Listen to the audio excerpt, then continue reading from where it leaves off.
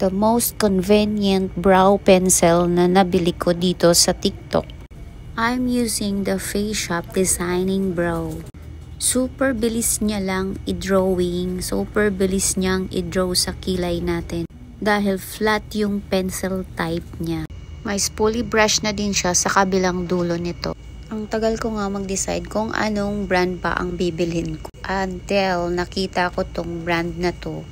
Love ko naman talaga ang mga Korean brand like the Face Shop. Sa sobrang dami na kasing lumalabas na pangkilay, hindi mo na alam kung ano talaga yung gusto mong bibilhin. Nakakalito na rin kasi sa sobrang daming brand na lumalabas at iba't ibang reviews. Nakakalito talaga yun mga mima ko.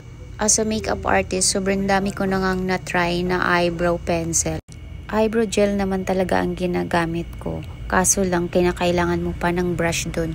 Unlike dito sa pencil na to, na meron na siyang spoolie brush and hindi mo na kailangan ng brush. Direct na kasi siya sa kilay, i-drawing mo na lang at ikaw nang bahalang mag-brush-brush gamit yung spoolie niya sa dulo. O diba, sobrang dali lang niyang gamitin. Kahit yung mga beginner, kayang-kaya na to. Kahit yung hindi marunong mag-makeup, kayang-kaya to. Pwede mo din siyang i-draw as pa-stroke na parang hair lang na natural. Kasi flat na yung pencil niya and kaya mo siyang i-drawing as pa-hair stroke.